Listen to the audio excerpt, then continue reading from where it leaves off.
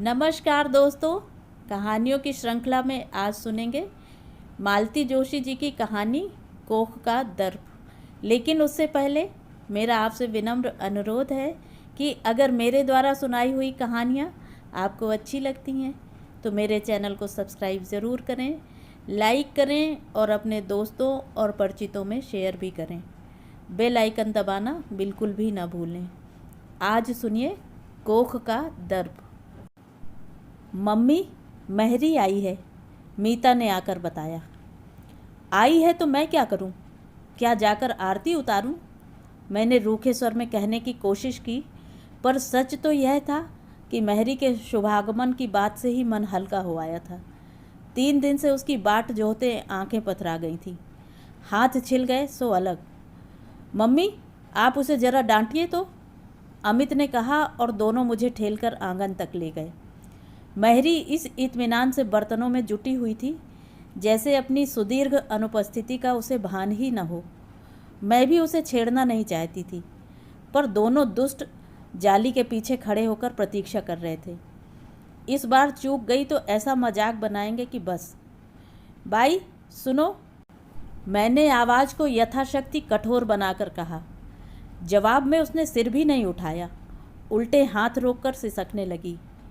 मैं हैरान रह गई। क्या मेरी आवाज़ में सचमुच इतना दमखम है? तुम्हें तो बस रोना अच्छा आ गया है, मैंने हथियार डालते हुए कहा। बहू जी, कमली। कमली? क्या हुआ कमली को? मैंने घबरा कर पूछा। 5 साल की गुलगोथनी बच्ची मेरे आंखों के सामने घूम गई। मुझे अमित पर कोफ्त हो आई। वह तो बस सिर पर सवार हो गया कि डांटिए इसे। पहले कुछ पूछताछ करनी चाहिए कि नहीं? भाई बताओ तो क्या हुआ? उसकी सिसकियों का तार जरा थमा तो मैंने कहा, बहू जी, कल उसका कागज हो गया। कागज? मतलब राजकुमारी ने कल गोद ले लिया। पंचाट बैठी थी, उसी ने कागज बनाया। धत तेरे की, इतनी देर में मैं पता नहीं कितना उल्टा सीधा सोच गई थी। अब राजकुमारी से कमली का रिश्ता कोई नई बात है? मेहरी अक्सर ही तो उसके बारे में बताती रहती है। राजकुमारी उसकी पड़ोसन है और गांव के रिश्ते में बहन लगती है। 2 लड़के हैं, हाई स्कूल में पढ़ने वाले। पति चपरासी है, बीवी को कहीं काम नहीं करने देता। दिन भर रानी बनी बैठी रहती है और कमली से मन बहलाया करती है। मेहरी की 3 बेटियों में वही सबसे मस्त मौला है। बड़ी वाली बिमली तो दिन भर छोटी बबली को लादे लादे झुक चली है। उसे माँ का हाथ भी बटाना पड़ता है और गालियाँ भी खानी पड़ती हैं। इतनी सी उम्र में ही बुजुर्ग लगने लगी है। पिता के राज में भी कोई ज़्यादा सुखी नहीं थी, पर पिछले साल उनकी भी हैजे में मृत्यु हो गई। तब से तो बिमली के चेहरे पर एक स्थायी अवसाद का भाव उतर आया है। कमली दिन भर पड़ोस के घर में खेलती रहती है, इसलिए उसे ना तो घर के दुख से सरोकार है, ना दारिद्र्य से। हरदम हंसती खिलकती रहती है। गंगाबाई, तुम्हें तो खुश होना चाहिए, मैंने सांत्वना के स्वर में कहा। कम से कम एक की चिंता तो दूर हुई। वहाँ वह ढंग से खाएगी पिएगी, अच्छे स्कूल में पढ़ेगी, अच्छे घर में जाएगी और फिर कहीं दूर भी नहीं है, दिन भर तुम्हारी आंखों के सामने रहेगी। वैसे भी तो उन्हीं के यहाँ बनी रहती थी। पर तब कागज तो नहीं बना था बहू जी, उसने कहा और फिर सिसकने लगी। उसका तर्क बेजोड़ था। दिन भर खेलना और बात है और कागज बन जाना और बात। दुख में उसने कल से चूल्हा भी नहीं जलाया था। राजकुमारी ने पंगत दी, वहाँ नाम को मुँह जुठार कर चली आई थी। मैंने फिर उसे कड़क मीठी चाय बनाकर पिलाई, बच्चों के लिए कुछ नमकीन और कुछ बिस्किट दिए। तब कहीं जाकर उसका आवेग थोड़ा कम हुआ। उसके जाते ही बच्चों ने मुझे आड़े हाथों लिया। सच मम्मी, आपको घुमाना तो मेहरी खूब जानती है, रोज़ एक से एक बहाना गढ़ लाएगी। थोड़े से टसवे बहा दिए कि बहू जी फ्लैट। क्या गजब की एक्टिंग मारी है, वाह। नहीं रे, वह एक्टिंग नहीं थी। कैसे बताती कि यह रुलाई मैंने पहली बार नहीं देखी है। बचपन में माँ को कितनी बार इस तरह बिखरते देखा है। पहले तो वे सबके सामने ही बिखर जाती थीं।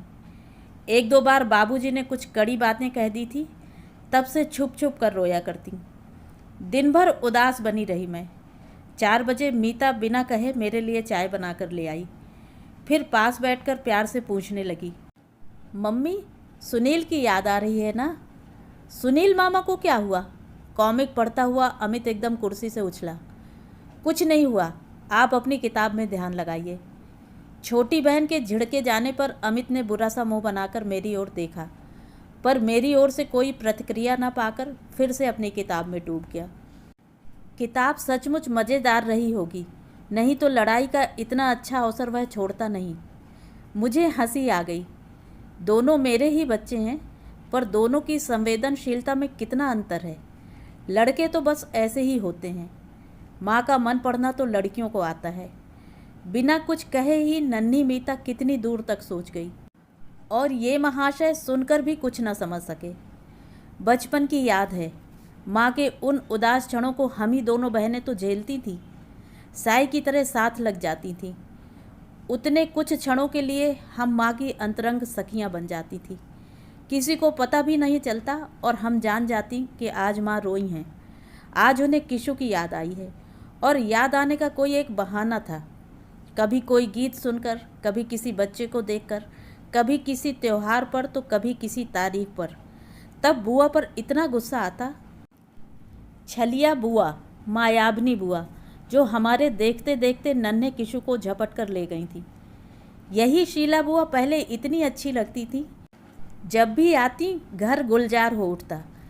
कितना लाड़ करती थी हम सबको, ढेर सारे खिलौने और मिठाइयाँ लेकर आती थी, कपड़े बनवा कर देती, पिक्चर दिखाने ले जाती।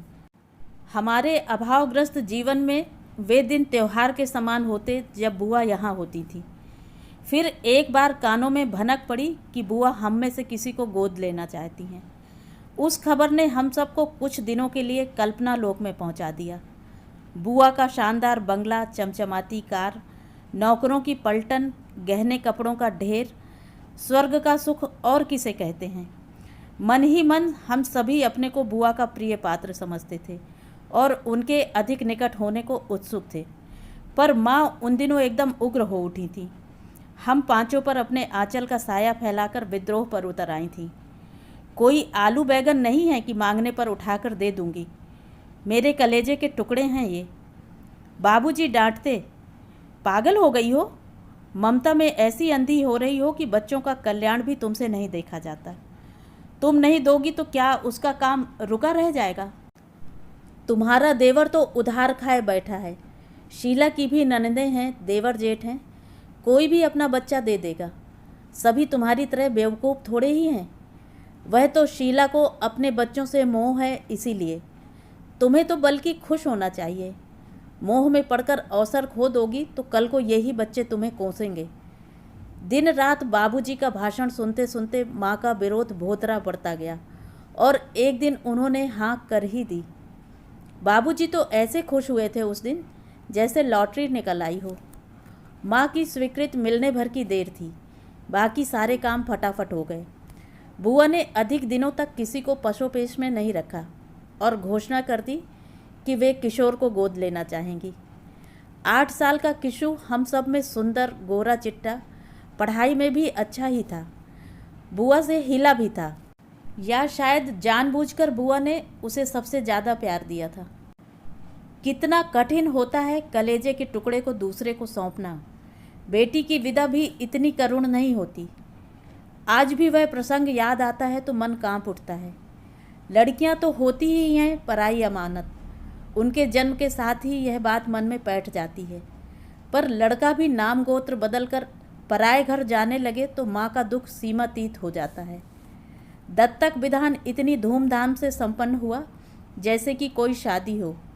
किशोर शर्मा एकदम सुनील त्रिपाठी हो गया। बेटे की माँ बन जाने की खुशी में बुआ ने सबको दावत दी, पहरावनी की। उन लोगों के जाते ही घर ऐसा सूना हो गया जैसे बेटी विदा हो गई हो। रात मैंने इनसे कहा, पता है महरी की लड़की पड़ोसी की गोद में चली गई है, बेचारी इतना रो रही थी। इसमें रोने की क्या बात है, कोई छीन कर तो ले नहीं गए होंगे वे, इसकी सहमति से ही तो हुआ होगा सब। तब भी दुख तो होता ही है ना। अरे छोड़ो भी, वह तो गोद ही गई है, बच्चे मर भी जाते हैं तो इन्हें कोई फ़र्क नहीं पड़ता। थोड़े दिन रोग आ लेते हैं, अगले साल दूसरा आ जाता है। अपनी ओर से सारी बात बड़ी आसानी से समाप्त कर वे सो गए। रात में वैसे भी उनके पास फालतू बातों के लिए वक्त नहीं होता। मोहल्ले की राजनीति, अड़ोस पड़ोस की निंदा स्तुति से भी वे दूर भागते हैं। फिर नौकरों चाकरों की तो बात ही नहीं उठती। लेकिन मैं देर रात तक जागती रही। बच्चों की संख्या क्या सचमुच दुख को कम कर देती है? फिर माँ क्यों इतना परेशान रही? क्यों दिन रात आंसू बहाती रहीं? बाबूजी कहते, चलो अब ठीक रहा, 2 लड़के 2 लड़कियाँ, हिसाब बराबर। पर माँ का मन कभी इस हिसाब को स्वीकार नहीं कर पाया। जब भी कोई बच्चों के लिए पूछता है, उनके मुंह से 5 ही निकलता है। बाबूजी सामने होते तो आंखें तरेड़ देते। माँ कहती, 9 महीने पेट में रखा है, 7 साल तक पाला पोसा है, उसे कैसे नकार दूँ? बाबूजी का वश चलता तो मुझे भी दे डालते। उन्होंने एक बार कहा भी था, शीलू इसे भी ले जा, किशु के जैसी ही गोरी चिट्टी है, तेरे यहाँ रहेगी तो अच्छा घर वर पा जाएगी। बुआ ने तब मुँह बिचका दिया था।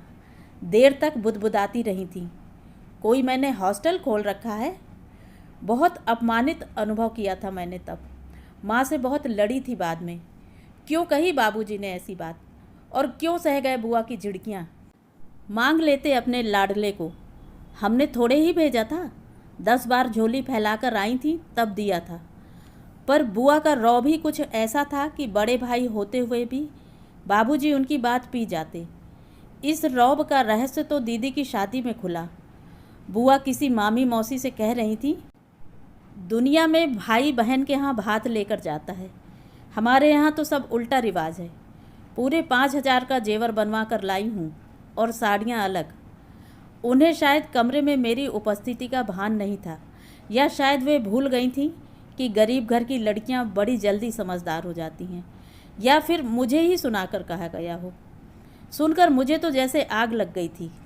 माँ से बाद में कहा था मैंने, तुम्हें मेरे सिर की कसम है जो तुमने मेरी शादी पर बुआ से कुछ भी मांगा। मुझे कुंवारी रह जाना मंजूर है, पर किसी की भीख लेकर फेरे नहीं पड़ूंगी। दीदी की शादी में किशोर को पूरे 2 साल बाद देखा था। शुरू के दिनों में बुआ हर महीने 15 दिन बाद उसे मिलाने ले आती थी, पर जैसे जैसे समय बीतता गया यह अंतराल बढ़ता गया। किशोर जब तक रहता सहमा सहमा सा रहता। बुआ का चौकस साया हम भाई बहनों पर मंडराता रहता। किशोर के नाश्ते का इंतजाम अलग से होता, उसके नहाने सोने की व्यवस्था हमसे भिन्न होती। उसे सुनील कहकर पुकारना पड़ता और वह नया नाम हमारी जबान पर कांटे की तरह चुभता।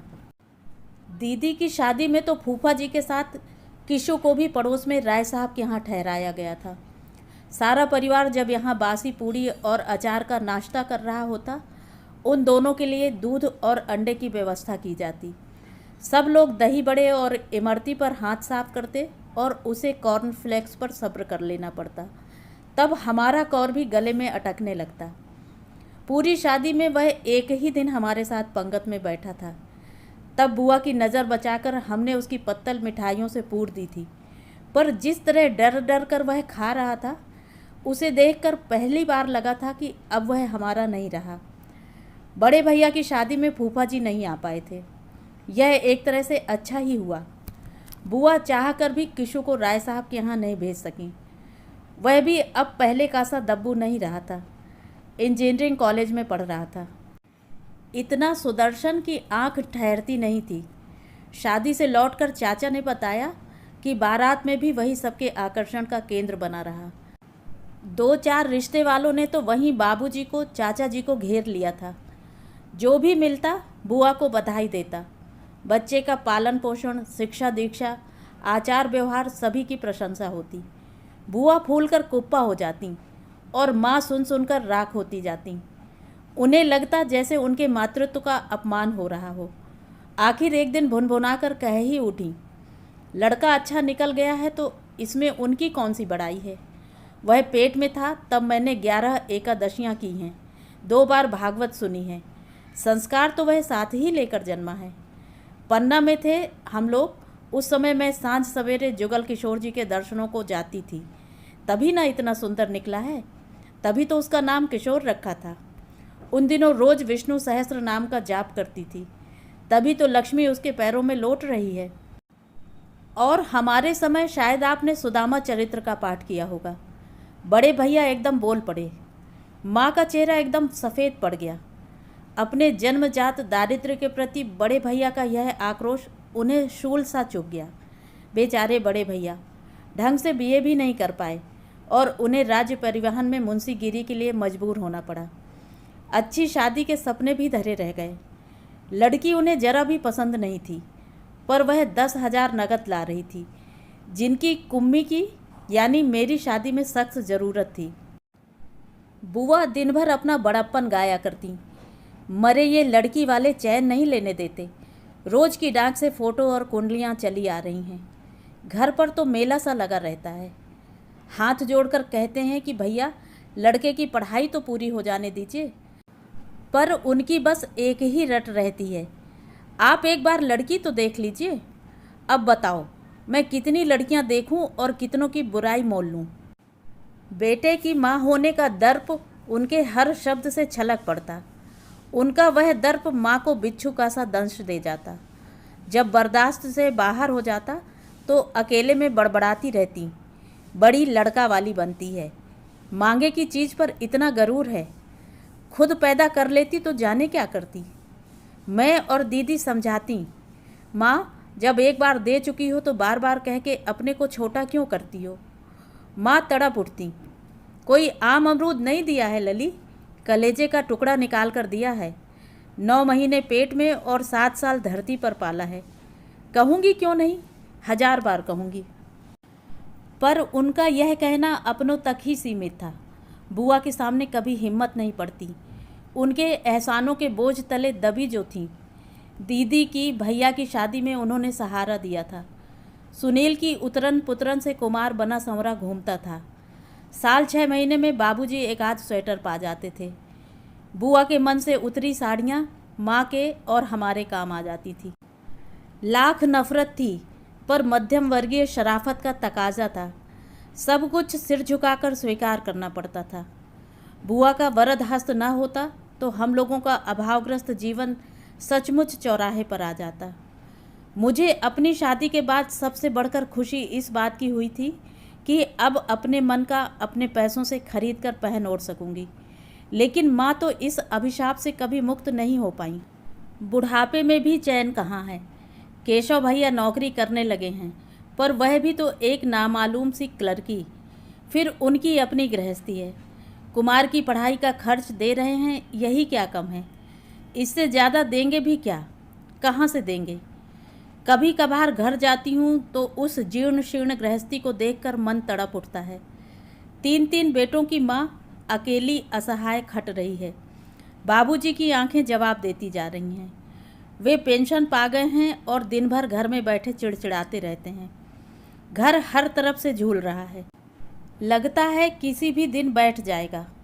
जितनी ललक से जाती हूँ हर बार उतनी ही उदास होकर लौटती हूँ। पिछले अगस्त में मद्रास से दिल्ली जाते हुए किशोर एक दिन के लिए रुका था।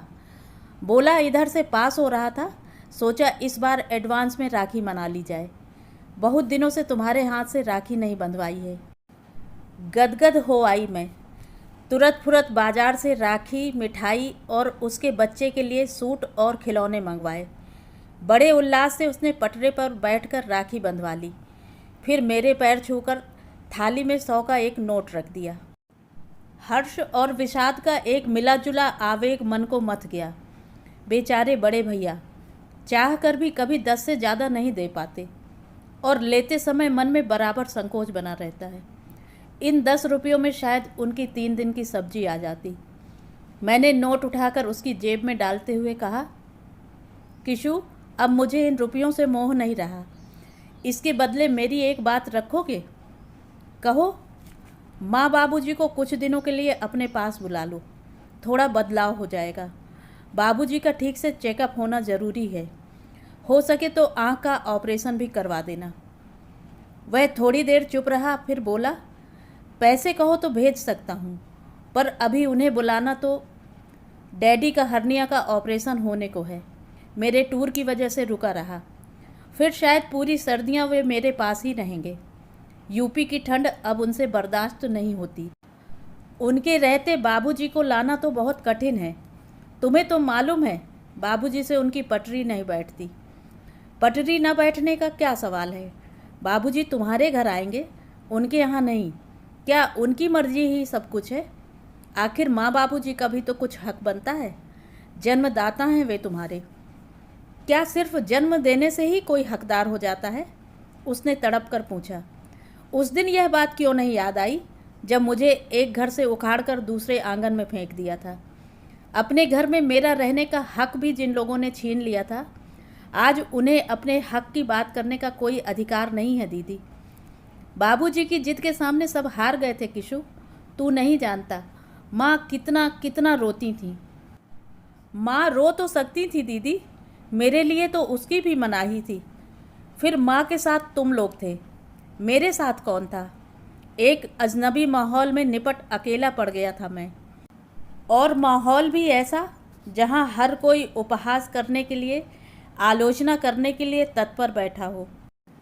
मम्मी की जिद ही मुझे उस घर में ले गई थी, पर वहाँ हर कोई मेरा दुश्मन था। सोते जागते उठते बैठते मुझे चौकन्ना रहना पड़ता था। कहीं कुछ ऐसा न कर बैठूं कि मम्मी को मेरे लिए लज्जित होना पड़े। ऐसा न हो कि किसी बात के लिए मेरे दरिद्री अतीत को फप्तियाँ सुननी पड़े। एक संशय पिशाच, एक आशंका का भूत हरदम मेरी पीठ पर सवार रहता। पढ़ते समय भी वह पीछा नहीं छोड़ता। परीक्षा देते समय भी यही भय मन में समाया रहता। अगर मैं फर्स्ट नहीं आया तो तेरे कल्याण के लिए ही किया था रे सब। बाबूजी शायद उतनी सुविधा जुटा नहीं पाते। हो गया ना कल्याण, अब उस स्तर पर जीना भी पड़ता है। फिर शिकायत क्यों? दीदी, एक 7-8 साल के बच्चे के लिए बंगला, मोटर, नौकर चाकर कोई अर्थ नहीं रखते।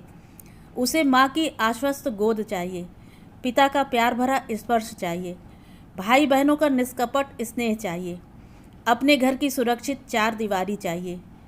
इसके बिना जो बचपन बीतता है वह कितनी यातना देता है तुम क्या जानो। सुनकर स्तब्ध रह गई मैं। बचपन में केवल उससे ईर्ष्या ही करते रह गए हम लोग। इस पीड़ा को सचमुच हमने नहीं जाना था। हम लोग सिर्फ अपना माँ का दुख बड़ा करके देखते थे। किशु के लिए कभी सोचा ही नहीं। एक अपराध बोध मेरी संपूर्ण चेतना पर छा गया। जाते समय उसने वे रुपए मेरे आंचल में बांध दिए और बोला, चिंता मत करना दीदी, जैसे ही सुविधा होगी मैं माँ बाबूजी को लिवा ले जाऊंगा। तुम भी कभी छुट्टियों में बच्चों को लेकर मद्रास आओ ना, अच्छा लगेगा। इस बात को भी अब साल भर बीत चला है। माँ बाबूजी अब भी कस्बे के खस्ता हाल मकान में बने हुए हैं। मैं जानती थी किशोर उन्हें नहीं ले जाएगा। डैडी का तो बहाना है, दरअसल वह सुवर्णा से डरता है। वह तो बाबूजी के नाम से ही बिदकती है। शादी के बाद माँ के बहुत मनोहार करने पर बुआ बेटे बहू को लेकर घर गई थी। बहू के कटे बाल, रंगे होंठ, बढ़े हुए नाखून, खुले ब्लाउज और ऊंचे जूतों को लेकर बाबूजी दिन भर नाक भौं सिकोड़ते रहते। उसके सिर न ढकने पर उन्हें कोफ्त होती। वह उनके सामने बैठकर पेपर पढ़ने लगती तो उनका पारा 7वें आसमान पर चढ़ जाता। जिस दिन उन्होंने उसे पति को नाम से पुकारते हुए सुना था, उस दिन तो हद ही हो गई थी। माँ का समझाना बुझाना सब व्यर्थ हो गया था। यह सारा प्रसंग मुझे सुनाते हुए माँ ने कहा था, जिनकी बहू है वे तो कुछ कहते नहीं, ये बेकार में अपना खून जलाते हैं। उसे कौन सा रोज़ रोज़ यहाँ आना है, एक ही बार में भर पाई होगी वह तो। मैं हैरान थी, कितनी आसानी से माँ ने सुवर्णा को अपने अधिकार क्षेत्र से बाहर कर दिया। किशु के लिए बार बार बिसूरती माँ अब कितनी निर्लिप्त हो गई हैं। कोई महीना भर ही बीता होगा। मीता ने कहा, मम्मी जरा खिड़की से देखो तो। देखा तो गोल मटोल कमली को गोद में उठाए गंगा हाँफती हाँफती चली आ रही है। आज ये तुम्हारे साथ कैसे? अब ये घर ही में रहेगी बहू जी। मतलब? मैं तो लौटा ले आई मौड़ी को। क्यों? बस अपने घर में रहेगी। जो रूखा सूखा हम खाएंगे ये भी खाएगी। मोटा झोटा जो हम पहनाएंगे पहनेगी। भाग वाली होती तो किसी सेठ साहूकार के यहाँ पैदा होती। मेरे यहाँ आई है तो ऐसे ही रहेगी। अरे पर हुआ क्या? 2-4 दिन से देख रही थी बहू जी, उठते ही ये रोज़मर्रा सिलेट पकड़ा देता था और धमाधम शुरू। मेरा तो खून जल गया। अरे मार ही खानी है तो अपने माँ बाप की खाएगी, इसके लिए थोड़ी ही सौंपी थी मौड़ी को। और तुम्हारी पंचायत का क्या होगा? पंचायत का क्या, फिर जोड़ लूँगी, एक खाना ही लगेगा, सबके सामने कागज़ फाड़ दूँगी। देवर जेठ से पूछ लिया है? उस समय तो वे ही आगे हुए थे ना, उनसे क्यों पूछूंगी? कोई उनकी जाई है? मैं उसका तमतमाया चेहरा देखती रह गई। रोती बिसूरती गंगा को देखकर उस दिन माँ याद आ गई थी, पर इस गंगाबाई के सामने माँ कहाँ ठहरती हैं। बच्चे हंस रहे थे। आपको फिर घुमा दिया ना गंगाबाई ने। तो ये थी कहानी। कहानी आपको कैसी लगी कमेंट करके ज़रूर बताएं।